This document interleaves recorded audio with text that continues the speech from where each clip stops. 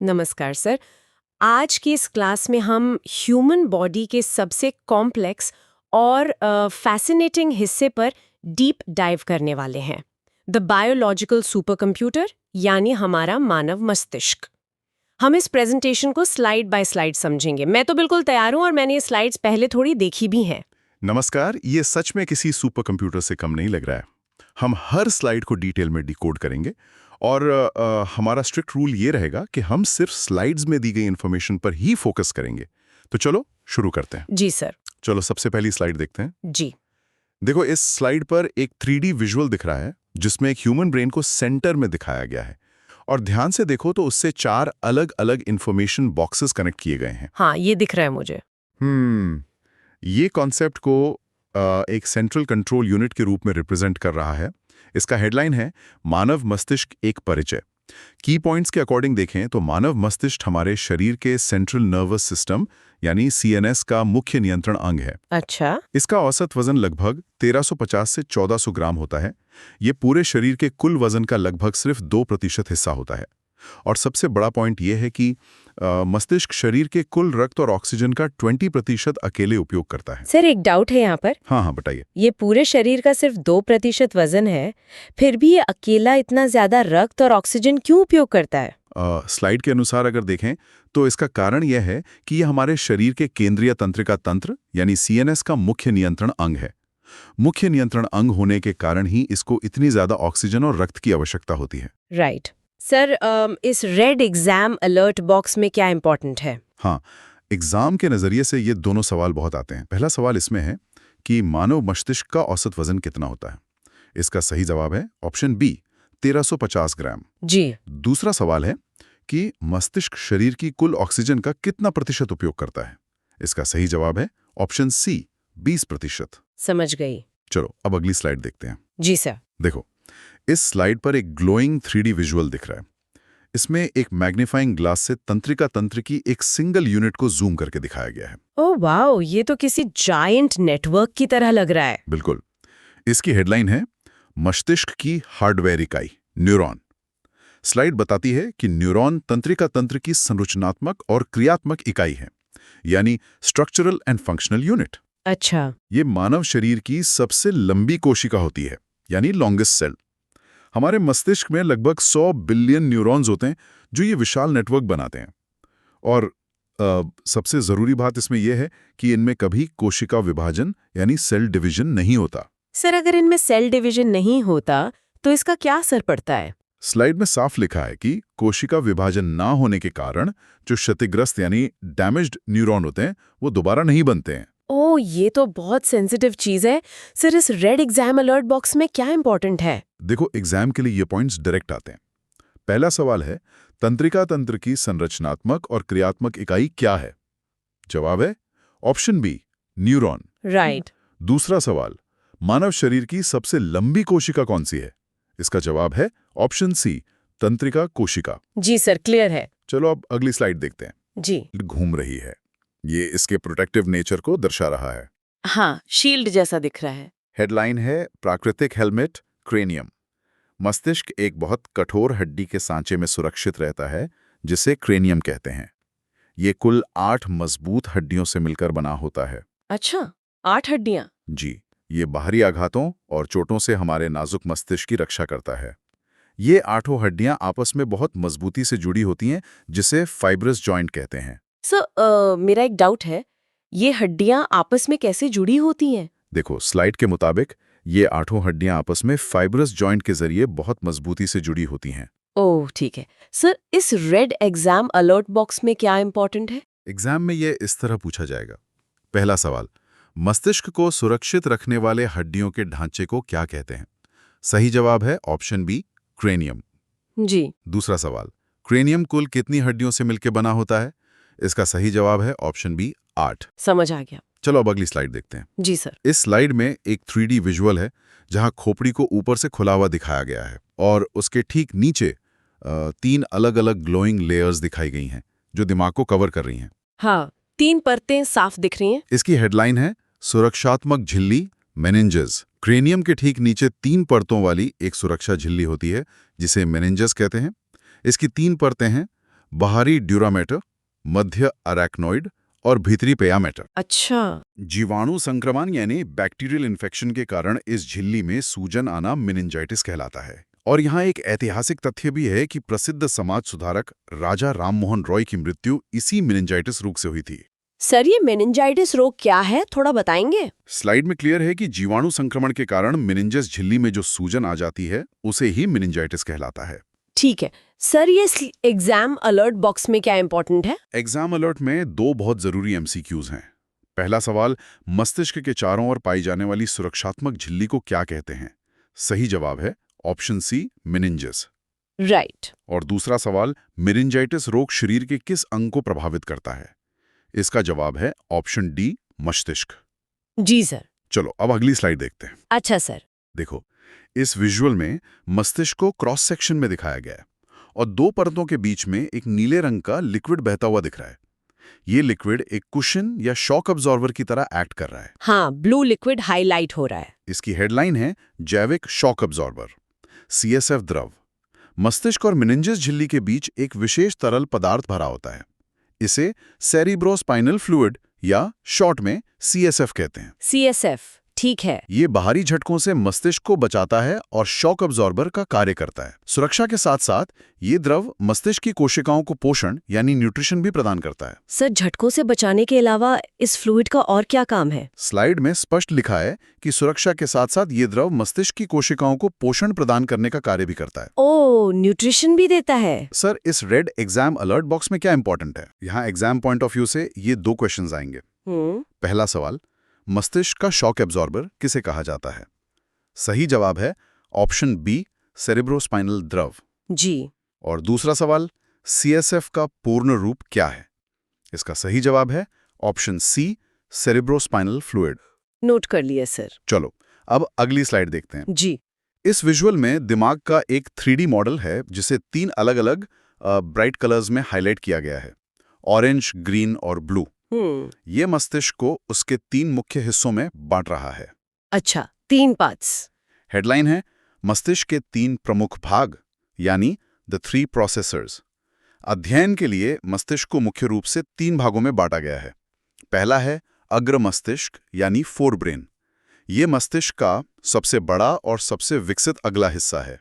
ठीक है। दूसरा है मध्य मस्तिष्क यानी मिड ब्रेन। यह मस्तिष्क के बीच का छोटा हिस्सा है जो एक पुल यानी ब्रिज का काम करता है। और तीसरा है पश्चिम मस्तिष्क, हिंड ब्रेन। यह मस्तिष्क का पिछला हिस्सा है जो संतुलन और अनैच्छिक क्रियाएं संभालता है। सर, मस्तिष्क का सबसे विकसित और बड़ा हिस्सा कौन सा है इनमें से? स्लाइड के डेटा के अनुसार अग्र मस्तिष्क यानी फोरब्रेन मस्तिष्क का सबसे बड़ा और सबसे विकसित अगला हिस्सा होता है। अच्छा सर, इस रेड एग्जाम अलर्ट बॉक्स में क्या इंपॉर्टेंट है? एग्जाम में ये ठीक इस तरह पूछा जा सकता है। पहला सवाल, मानव मस्तिष्क को मुख्य रूप से कितने भागों में बांटा गया है? जवाब है ऑप्शन बी, 3। जी। दूसरा सवाल, इनमें से मस्तिष्क का सबसे बड़ा भाग कौन सा होता है? इसका जवाब है ऑप्शन ए, अग्र मस्तिष्क। क्लियर है। चलो अब अगली स्लाइड देखते हैं। जी सर। यहाँ एक 3D विजुअल है जिसमें सिर्फ दिमाग के ऊपरी और सबसे बड़े हिस्से को ग्लोइंग पिंक कलर में हाईलाइट किया गया है। ये बिल्कुल एक सुपर कंप्यूटर के कोर प्रोसेसर की तरह दिख रहा है। हाँ, काफी बड़ा हिस्सा कवर कर रहा है ये पिंक वाला। इसकी हेडलाइन है सुपर कंप्यूटर सेरिब्रम। सेरिब्रम यानी प्रमस्तिष्क पूरे मस्तिष्क का सबसे बड़ा भाग है जो लगभग 2/3 हिस्सा कवर करता है। ये हमारे मस्तिष्क का सबसे विकसित भाग है। अच्छा, ये हमारी बुद्धिमत्ता यानी इंटेलिजेंस, याददाश्त और चिंतन का मुख्य केंद्र है। इसके दाएं और बाएं गोलार्धों मतलब हेमिस्फीयर्स को जोड़ने वाले हिस्से को कॉर्पस कलोसम कहते हैं। सर, सेरेब्रम के दाएं और बाएं हिस्सों को कौन जोड़ता है आपस में? स्लाइड बताती है कि इसके दाएं और बाएं गोलार्धों को जोड़ने वाले हिस्से को कॉर्पस कलोसम कहते हैं। ठीक है सर, इस रेड एग्जाम अलर्ट बॉक्स में क्या इंपॉर्टेंट है? एग्जाम अलर्ट में ये 2 जरूरी सवाल हैं।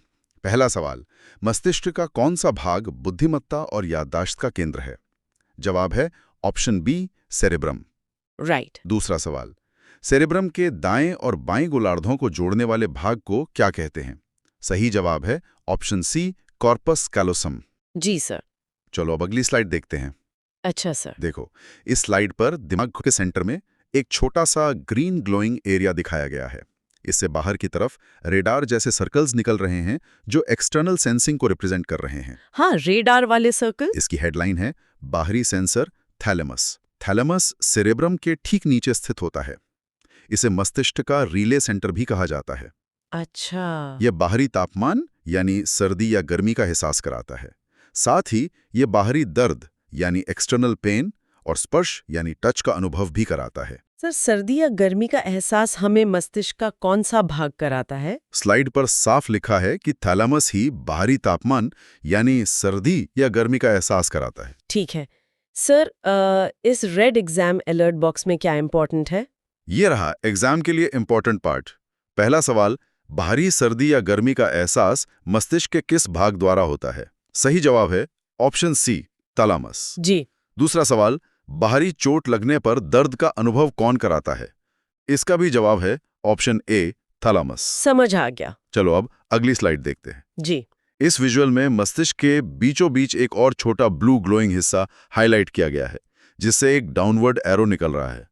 ये किसी इंटरनली कंट्रोल्ड सिस्टम का संकेत दे रहा है। हाँ, blue part with an arrow. Headline है आंतरिक नियंत्रक हाइपोथैलेमस। ये शरीर के आंतरिक तापमान यानी इंटरनल टेम्परेचर को नियंत्रित करता है। अच्छा। यह हमारी भूख, प्यास और भावनाओं जैसे प्यार, गुस्सा, घृणा का नियंत्रण केंद्र है। ये पीयूष ग्रंथि यानी मास्टर ग्लैंड को सीधे तौर पर नियंत्रित करता है। इसी कारण इसे master of the master gland कहा जाता है। सर, इसे master of the master gland क्यों कहते हैं? देखो स्लाइड के अनुसार ये पीयूष ग्रंथि यानी मास्टर ग्लैंड को सीधे तौर पर नियंत्रित करता है। इसी कारण इसे master of the master gland कहा जाता है। ओह, दैट मेक्स सेंस। सर, ये रेड एग्जाम अलर्ट बॉक्स में क्या इंपॉर्टेंट है? एग्जाम पॉइंट ऑफ व्यू से ये देखिए। पहला सवाल, भूख, प्यास और भावनाओं का नियंत्रण मस्तिष्क के किस भाग में होता है? सही जवाब है ऑप्शन बी, हाइपोथैलेमस। राइट। दूसरा सवाल, मास्टर ऑफ द मास्टर ग्रंथि किसे कहा जाता है? इसका सही जवाब है ऑप्शन सी, हाइपोथैलेमस। जी सर। चलो अब अगली स्लाइड देखते हैं। जी सर। यहाँ एक 3D ब्रेन विजुअल के पास आंख और कान के आइकन्स बने हुए हैं और मस्तिष्क का मध्य भाग पीले रंग से हाईलाइट किया गया है। Yellow section. हाँ। इसकी हेडलाइन है ऑडियो विजुअल हब मध्य मस्तिष्क यानी मिड ब्रेन। मध्य मस्तिष्क का मुख्य भाग कॉर्पोरा क्वाड्रिजेमिना कहलाता है। ये मुख्य रूप से देखने की शक्ति यानी विजुअल पावर को नियंत्रित करता है। अच्छा। ये सुनने की क्षमता यानी ऑडिटरी पावर का भी मुख्य नियंत्रण केंद्र है और यह अग्र मस्तिष्क को मेरुरज्जु यानी स्पाइनल कॉर्ड से जुड़ने का महत्वपूर्ण कार्य करता है। सर, देखने और सुनने की शक्ति का मुख्य नियंत्रण कौन सा भाग करता है? स्लाइड में दिए गए टेक्स्ट के हिसाब से मध्य मस्तिष्क और विशेषकर इसका हिस्सा कॉर्पोरा क्वाड्रिजेमिना देखने और सुनने की शक्ति का नियंत्रण करता है। ठीक है। सर, इस रेड एग्जाम अलर्ट बॉक्स में क्या इंपॉर्टेंट है? एग्जाम अलर्ट के सवाल इस प्रकार हैं। पहला सवाल, देखने और सुनने की शक्ति का नियंत्रण मस्तिष्क के किस भाग द्वारा होता है? जवाब है ऑप्शन बी, मध्य मस्तिष्क। जी। दूसरा सवाल, कॉर्पोरा क्वाड्रिजेमिना मस्तिष्क के किस हिस्से में पाया जाता है? इसका जवाब है ऑप्शन सी, मध्य मस्तिष्क। क्लियर है। चलो अब अगली स्लाइड देखते हैं। जी। इस विजुअल में मस्तिष्क को पीछे की तरफ से दिखाया गया है, जहां एक जाइरोस्कोप आइकॉन बना हुआ है। ये बैलेंस और स्टेबिलिटी को दर्शा रहा है। जाइरोस्कोप। हाँ। हेडलाइन है संतुलन इंजन सेरिबेलम। ये पश्चिम मस्तिष्क का हिस्सा है और मस्तिष्क का दूसरा सबसे बड़ा भाग है।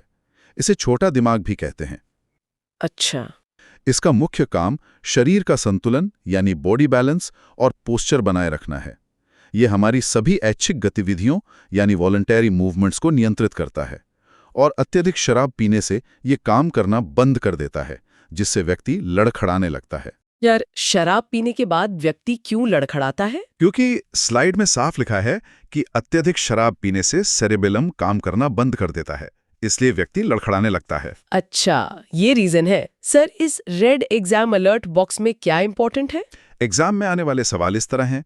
पहला सवाल, शरीर का संतुलन बनाए रखने का कार्य मस्तिष्क का कौन सा भाग करता है? जवाब है ऑप्शन सी, सेरेबेलम। राइट। दूसरा सवाल, शराब पीने के बाद व्यक्ति क्यों लड़खड़ाता है?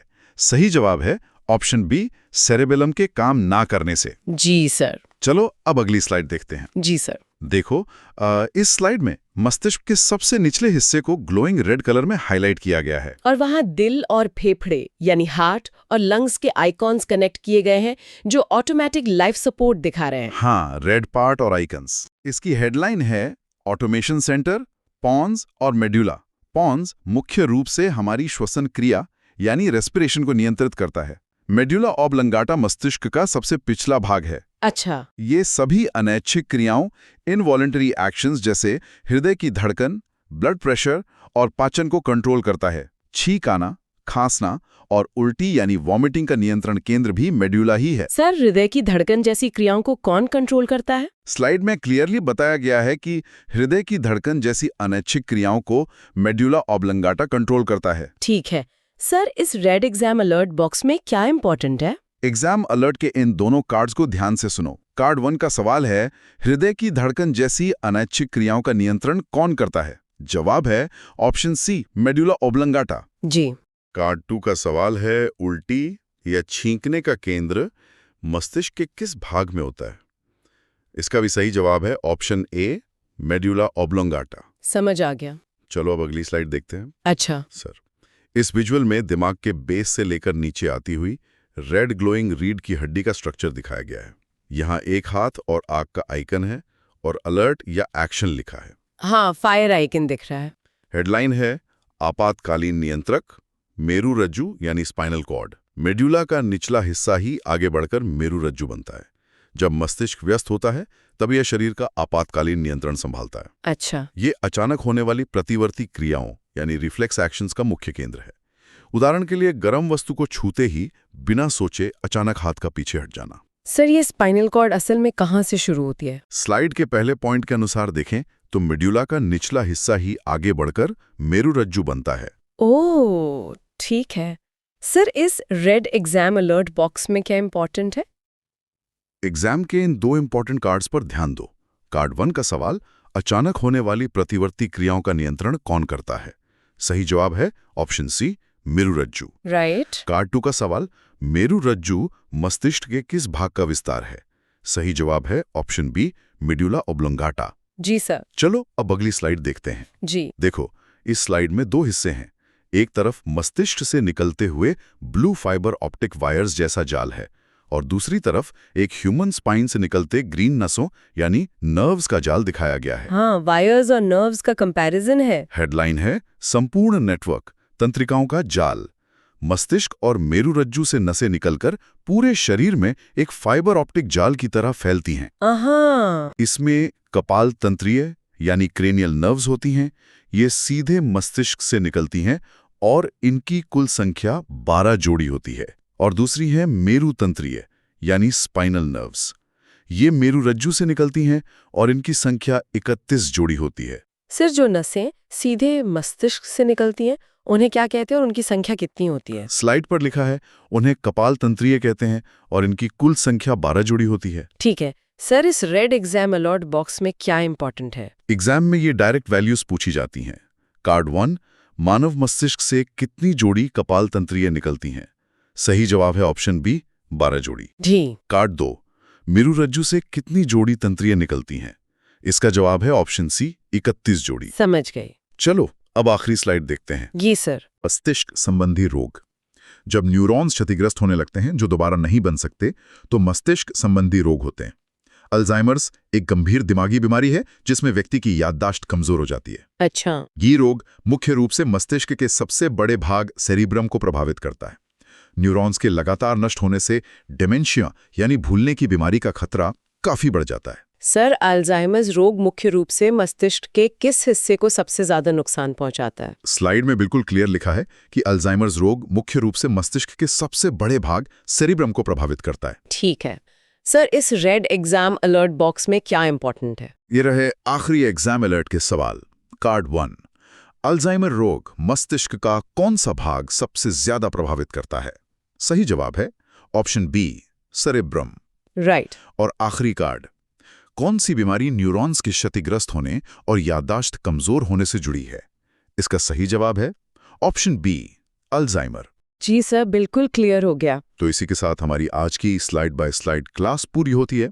हमने देखा कि कैसे ये बायोलॉजिकल सुपर कंप्यूटर अपने हार्डवेयर यानी न्यूरॉन से लेकर प्रोसेसर्स और आउटर नेटवर्क तक कितना व्यवस्थित है। जी सर, आपका बहुत बहुत शुक्रिया। इस स्टेप बाय स्टेप और स्लाइड बाय स्लाइड अप्रोच से पूरा मस्तिष्क और उसके फंक्शंस बिल्कुल क्लियर हो गए मेरे लिए। और आखिर में एक पॉइंट सोचना जरूर, स्लाइड 2 में हमने देखा था कि इन न्यूरॉन्स में सेल डिवीजन नहीं होता और डैमेज होने पर ये दोबारा नहीं बनते। और स्लाइड 15 में देखा कि इसी वजह से अल्जाइमर्स जैसी बीमारियां होती हैं। ये इस बात का सबूत है कि हमें अपने इस नेचुरल सुपर कंप्यूटर को इंजरी और डैमेज से बचाकर रखना कितना जरूरी है। चलो अगली क्लास में मिलेंगे।